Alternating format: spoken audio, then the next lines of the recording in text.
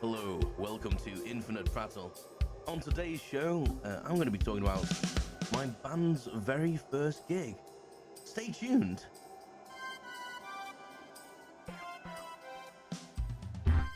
Hello and welcome to Infinite Prattle! unscripted, unedited prattle on everything, hosted by me, Stephen. Listen, like, share, and subscribe, and enjoy the show.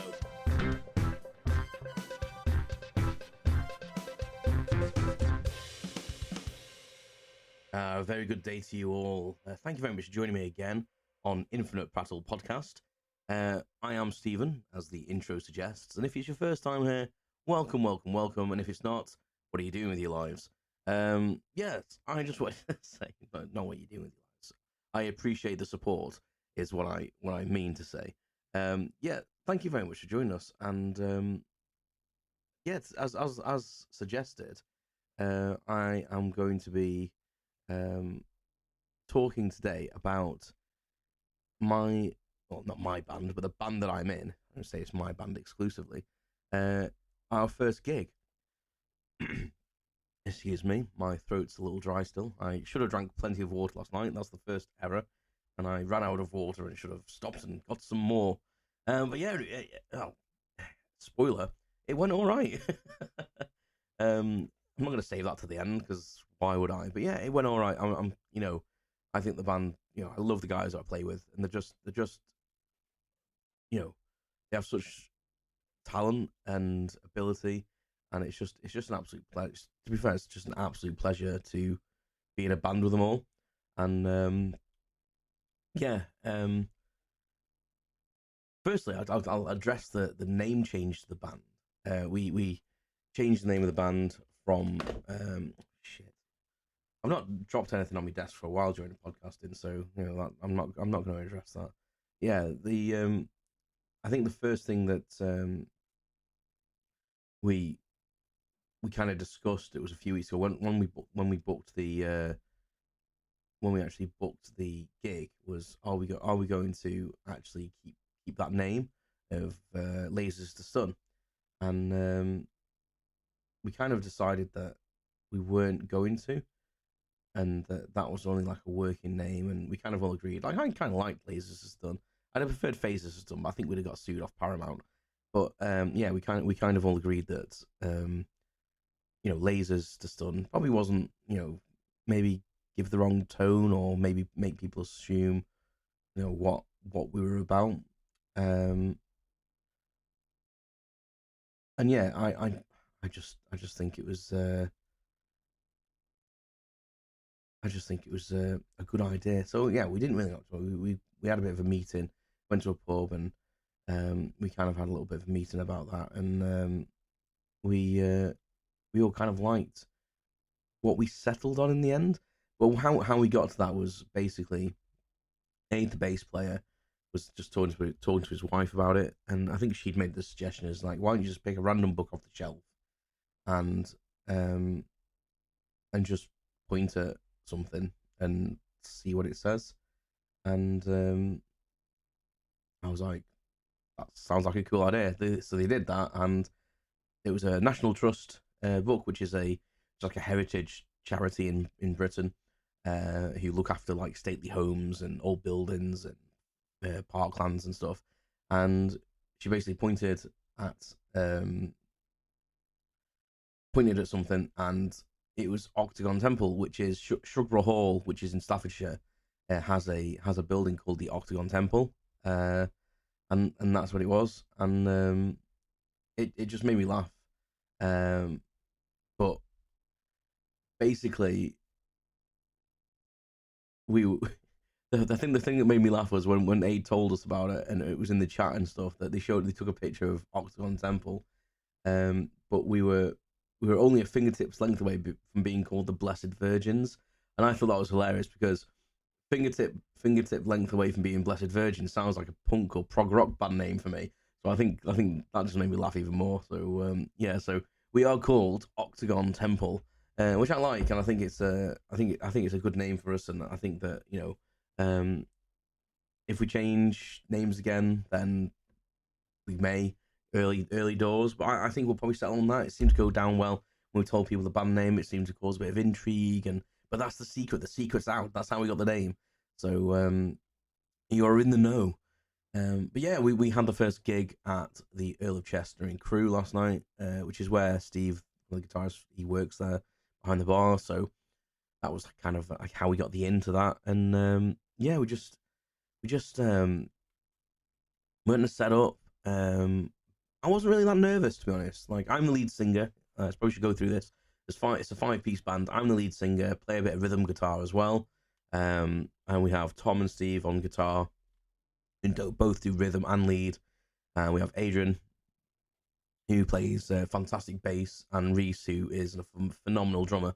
They're all phenomenal. You know, I actually feel like the weak person in the band, to be honest, especially with guitar playing and stuff like that. Like, I used to be. I've said in previous podcasts a couple of series ago that, you know, I used to be quite apt. That's not right. Adept. Is that the right word? Oh my god, my brain. I'm old and I can't take late nights. Uh,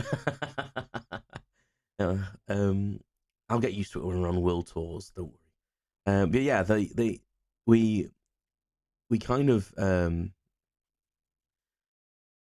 all have our own talents. I mean, I'm a singer, and people say my voice is good. I'm quite modest with it. I don't, well, say modest. I just deny it. I think I can hold a tune, but like I just need to get better. I need to strengthen my voice a bit, be a bit more controlled sometimes, and just learn how to save my voice as well. Last night I made a few mistakes. I don't know whether people picked up on it. Maybe they did. Missed a few notes, but all in all, I feel it went well. For me, I think we all made a few little mistakes. I think Reese was probably the one that carried us through the most, to be honest. There was a couple of endings of some of the songs that we didn't quite finish how they should have finished, and they finished maybe a little bit weak. But you know, again, as a spectator, would people have noticed? I'm not 100% sure. People will have noticed. I'm not sure, but yeah, all in all, I think it went well. It was our first gig at the end of the day, and even though like the band's been together like probably just under a year, we got together. I think officially our first like practice was like January or so, the end of January. We only meet like once every 2 weeks, and we've all had holidays and stuff, so we've never really been at full strength for every single one of them. So I would say we've probably only had, I would say, probably like 12 or 13 practices in the year. Probably more than that on average for the band, but like 12 where we've all been there, maybe 15. And then a couple where, you know, there's a few where obviously people have been on holiday and stuff, so we've not been at full strength. And I don't feel like they count, because even though you can like have a bit of a piss around and a bit of a practice, you're bumbling along through the songs, because at the end of the day, you are short of a person that's fulfilling a role. So you're always like very conscious that you're covering their role, or, you know, is this how it would sound? And so yeah, so I'm quite proud of us, to be fair, that, you know, we got through that gig last night, and we'd only played a couple of songs a couple of times, and I think we did really well. And we should be proud of ourselves, and I think we're all looking forward to the next venture out. And I think there's a few things to polish. As I say, like for me, I need to sort my in-ear monitors out. We have a massive, phenomenally brilliant piece of kit that Tom got for us. It's basically, I can't think what it's actually called. Which where we basically we plug the amp into it, and we plug the speakers into the amp, and it's almost like the audio controller, but it doesn't have a controller on it, because it's all done through an app or through a computer program. But the great thing about it is it enables us all to buy. We all bought a Behringer receiver, so basically we can all get the signal straight from this thing, and the app allows you to have a front of house mix. So basically what the audience is hearing, and then we can then all go onto the app on our own devices, and each person in the band can have a customized mix for themselves, which doesn't affect the front of house, what the audience is hearing. And it's brilliant, but I don't think we took enough time last night to kind of set up properly. I think we should have had a bit more of a mess around and stuff, but yeah, that's neither here nor there really. It's what it was. But yeah, I just struggled with my in-ear monitors, because the whole idea is you can hear your own mix. So I can hear myself singing, so I know how close to be to the mic, so I can kind of hear what the audience is hearing in the sense of if my mic needs to go up and down. And I might speak to Tom about saying, can I have the main mix on mine as well, so I can tune my own mic, and he can just fiddle with the details. Maybe that's not a good idea. I don't know. And then I can have my own mix for my ears as well, and flick between them. But I don't know. I don't know what the best thing is. The thing is, last night as well, the pub we were in, the audience were great. So thank you if you listen to this and you turned up, then thank you. And the reception was really good. We had great feedback. But the where we were, it was quite difficult because we were in like a side room, and there's like an almost like a serving hatch. There's like a door, and then like a hole kind of where a window would have been, kind of thing, which was open. And we were trying to force the sound through there. And I think that's where we struggled a bit last night, because there was a bit of reverb, and obviously then we couldn't have the speakers elevated above the height of the crowd, which is normally what you do. You normally have the speakers as high as you can get it, so it blasts the sound over the top of people. So then the people at the back are getting the sound as well as the people at the front, and it's not all being absorbed by people and furnishings and stuff like that. And we couldn't really do that last night.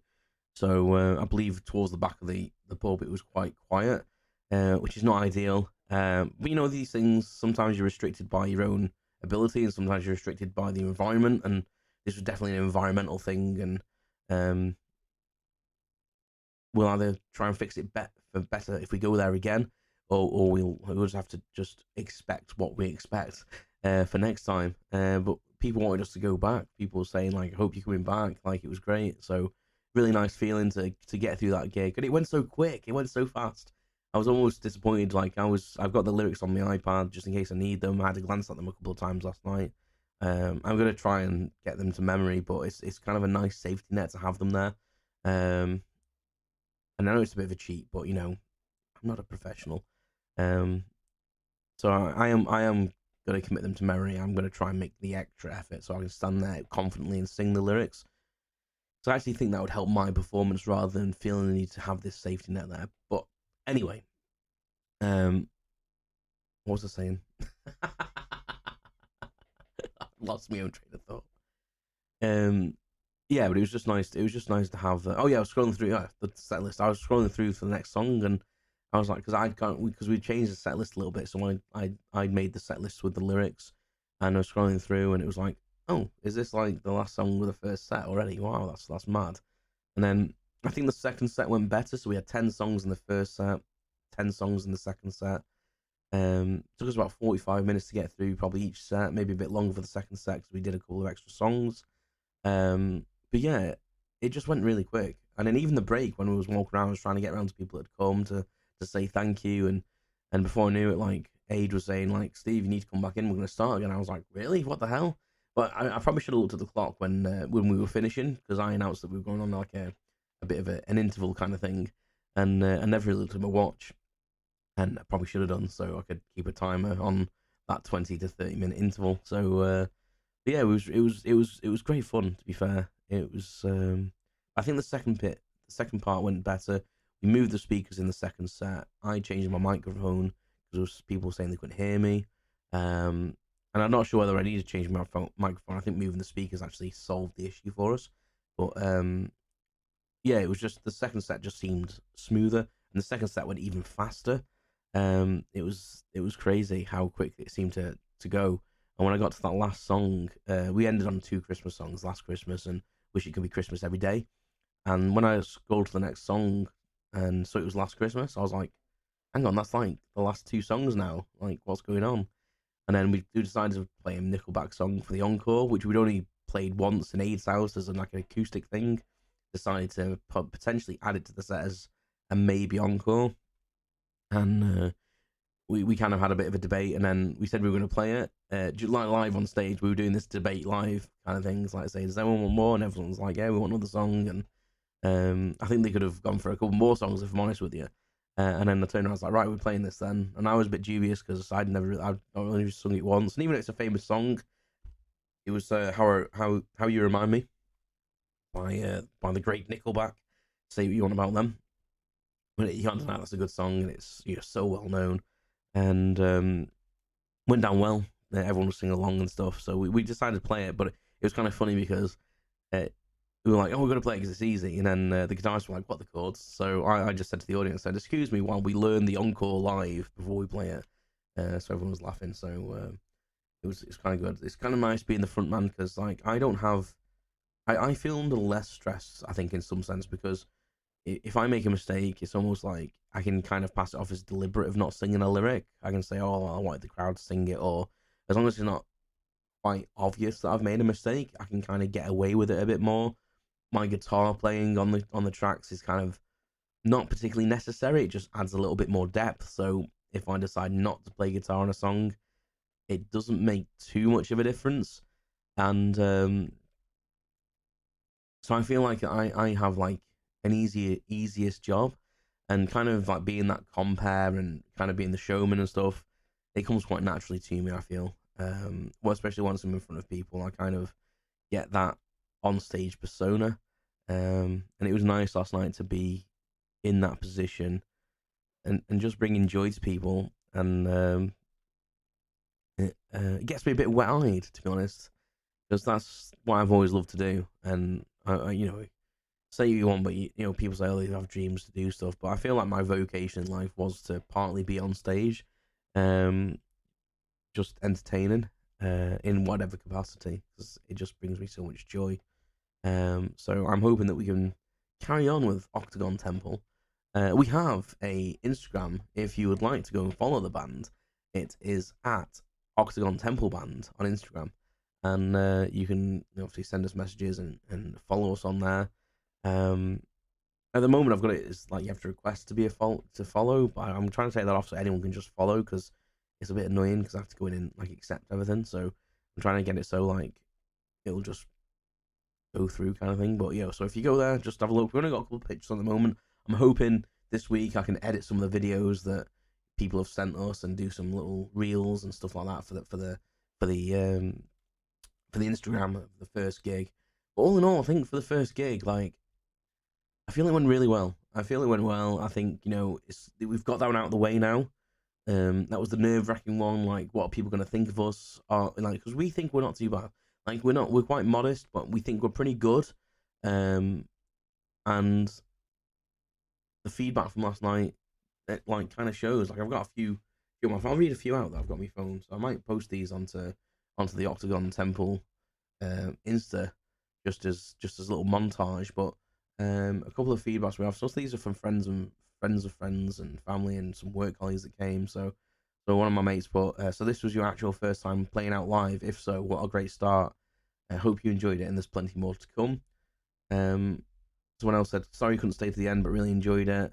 Very impressive for a first gig. You had a bit of a crowd cheering the band. Someone else said, well done, Steve. Octagon Heaven. Sounding good.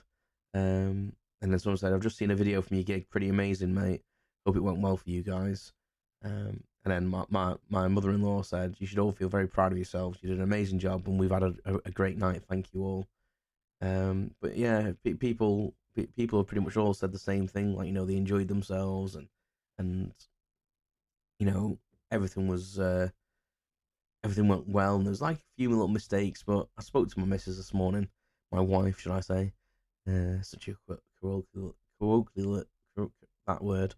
Oh God. I think my tongue doesn't work in my mouth today. Yes, and she said, like, that having them little hiccups and mistakes kind of makes it more human, makes it real, and kind of connects you to the audience. And like, even though like we'd love to not make any errors at all, and the odd hiccup's going to happen, and hopefully as the frontman I can kind of smooth that out with the audience. We did have like Granny invade the stage, but I kind of helped deal with that a little bit. It was kind of a bit of nerve wracking. I was kind of like, what are we doing here? Like, I can see why, like, when like big acts get people invade the stage, how nervous it makes them. I mean, it was our first gig, and I was thinking, what's this woman gonna do? So I think when you're that famous, you probably think, what is this person doing? Because you do get like fanatics, don't you? So yeah, but it was good. It was an experience. I think the band's going to meet up this week to kind of discuss it, get some feedback, and then hopefully get some gigs. I sorted an email out for us and the Instagram page, so hopefully we'll start getting some followers, and we can get our names out there and get some gigs going, and just hone our skills and and first Crewe, then the world, I suppose. Yeah. So if you'd like to, if you'd like to follow the band, it's Octagon Temple Band on Instagram, and yeah, we'll hopefully see you at a venue soon. Yeah, fantastic. Thank you very much for listening. Listening to me ramble about the band once more. But it's a big part of my life at the moment, you know. I'm still got the other band bubbling away in the background, and we have the only next gig we've got booked in is one for the other band members. He's having a party next year, so we're all going to play there. So that's the 1st of March. We definitely have another one booked in. But yeah, it's just going to be getting stuff sorted and getting our names out there. So I've got a couple lined up, so hopefully we can get a few booked in for January, February time, and yeah, get our names around. I'm looking forward to it. I feel really good after that first one, so I'm gonna stop rambling about it now. I'm still in a bit of a high, I think. I just wanted to share with you guys and update you on what's going on. And but yeah, if you just go and follow us on Instagram, and you'll get all your updates there as well. So yeah, thank you very much for listening. You can also follow me on Instagram, Infinite Prattle, and you can subscribe if you like. You can go to the YouTube channel and watch my vlog that I did when I was in Scotland. There'll be more of them to come. I may even do a little vlog about the band and share some videos and intersperse some videos of the band within that video. I think that might be a nice thing to do, and share that out there. But in the meantime, take care of yourselves, and remember, keep on prattling. You've been listening to Infinite Prattle! Thanks for listening. If you like this episode, go back and listen to some others. And please continue to listening. Your support is muchly appreciated. Please like, share, comment, and subscribe. And I'll speak to you all again soon. Take care.